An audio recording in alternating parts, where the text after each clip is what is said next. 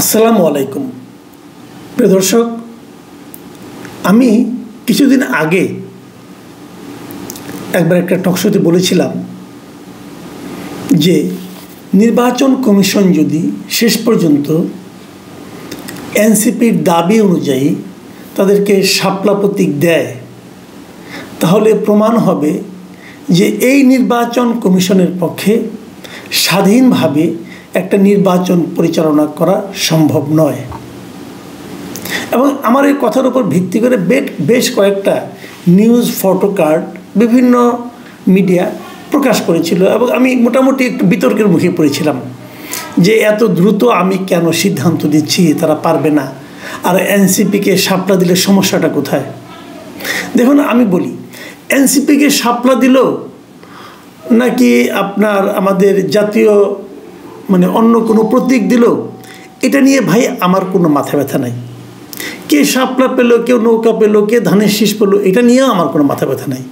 যার যার দলের যার যার প্রতীক সেটা তারা পাবে।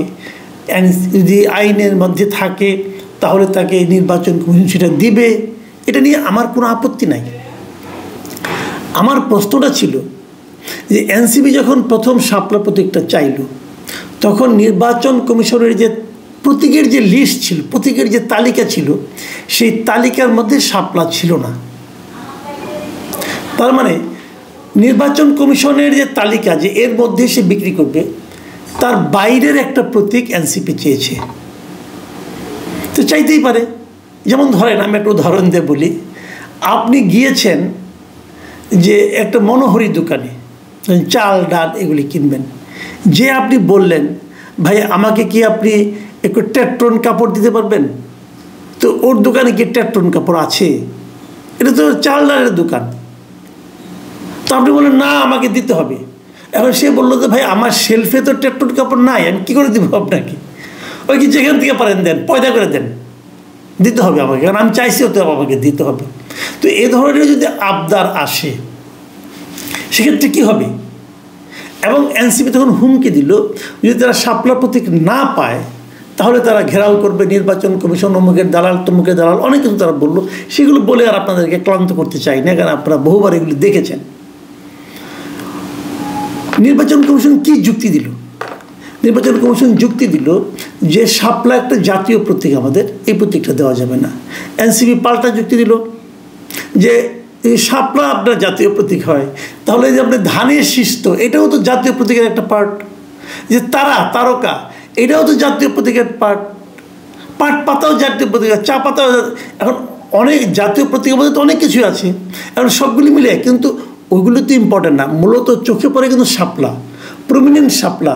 ওই যে আপনার ধানের শীষ বলেন, পাট পাতা বলেন, চারটা তারকা বলেন, সবগুলি একত্রে যোগ করলেও তো শাপলার সমান আয়তন দখল করবে না, তো সবাই জানে। তারপরও যুক্তি পাল্টা যুক্তি চলতে থাকলো। ভাই যুক্তি তো একটা, যে আমার তালিকায় নাই, আপনি পাবেন না, আলোচনা শেষ। এত যুক্তি দিচ্ছেন কেন? নির্বাচন কমিশন যতই যুক্তি দিচ্ছে ততই আরেকটা যুক্তি, আরেকটা তর্কের ফাঁদে তারা আটকা পড়ছে। এনসিপি যে গড়তুমিটা করছে, তাদের নিশ্চয়ই গড়তুমি করার মতো কোনো উৎস ছিল। এই শক্তি প্রদর্শনের মতো উৎসতার ছিল বলেই তো শক্তি দেখিয়েছে। তা নাহলে শাপলা তো এর আগে মাহমুদুর রহমান মান্নার পার্টিও চেয়েছিল, নাগরিক ঐক্য। তারা কি পেয়েছে? পায়নি। তারা কি গড়তুমি করেছে? করেনি। কেন করেনি?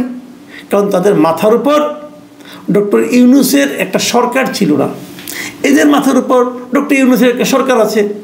অথবা এরা নিজেদেরকে কিংস পার্টি মনে করে বলে এত জোর দেখাতে পারে।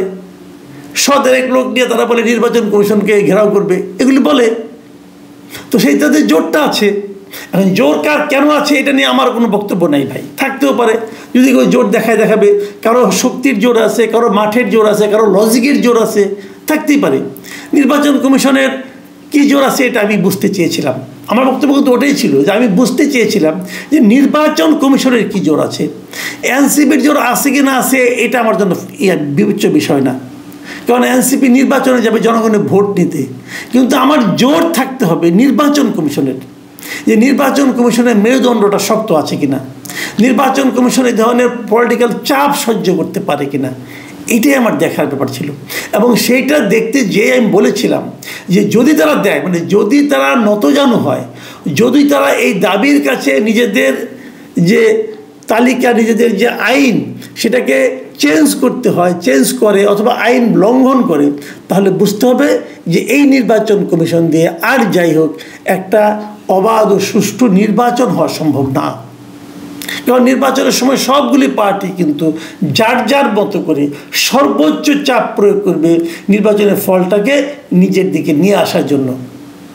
একটা ছোট দল, তার চাপই আপনি যদি সহ্য করতে না পারেন, এতগুলি দলের চাপ আপনি কিভাবে সহ্য করবেন? পারবেন না। আচ্ছা, আমরা ওই আলোচনায় আসতেছি একটু পরে।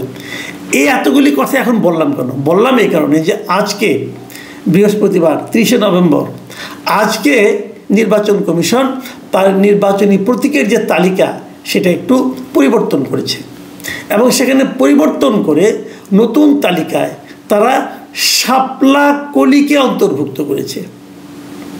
মানে শাপলা কলি আর শাপলা কিন্তু পার্থক্য আছে, তাই না? একটা শাপলা কলি, একটা শাপলা।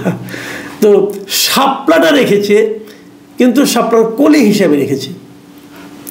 এখন বলা হচ্ছে যে এটা কেন হঠাৎ করে এটা তারা কেন করলো? এটা বলা হচ্ছে এই কারণে যে একসময় নাকি এই শাপলা কলির প্রস্তাবটা আসলে এসেছিল যে গণ অধিকার পরিষদ যেটা আছে তার যিনি মহাসচিব আছেন রাশেদ খান, তিনি বলেছিলেন যখন নাকি শাপলা নিয়ে খুব একটা আন্দোলন চলছিল যে এনসিপি শাপলা ছাড়া নির্বাচন করবে না, নির্বাচন কমিশনও শাপলা দেবে না, তখন রাশেদ খান মাঝামাঝি জায়গায় দাঁড়িয়ে বলেছিলেন যে বরং এনসিপিকে আপনারা শাপলা কলি দেন। ওকে, এটা একটা ভালো সমাধান। আমি মনে করি উনি এখানে মানে মধ্যস্থতাকারী হিসেবে খুব ভালো। এখন নির্বাচন কমিশন তার তালিকার মধ্যে শাপলা কলি ঢুকিয়েছে এবং এখন তাহলে এনসিপি ছিল শাপলা কলি নিতে পারে। দেখুন নির্বাচন কমিশন কি বলেছে সেটা আমি আপনাদেরকে একটু পড়ে শোনাই। নির্বাচন কমিশন বলেছে যে আমাদের প্রতীকের তালিকা নিয়ে অনেক সমালোচনা ছিল, তাই আগের তালিকা থেকে 16টি প্রতীক বাদ দিয়ে 119টি প্রতীক সংরক্ষণ করা হয়েছে। এই হলো মানে দেখাচ্ছে যে 19টা প্রতীক বাদ দিয়েছে, 16টা প্রতীক বাদ দিয়েছে, দিয়ে এখন 119টা রাখছে এবং সেখানে শাপলাকলি নতুনভাবে ঢুকিয়েছে। এবং তারপর তারা বলছেন যে ইসি মনে করেছে শাপলাকলি রাখা যেতে পারে, এটা কারো দাবির পরিপ্রেক্ষিতে করার বিষয় নয়।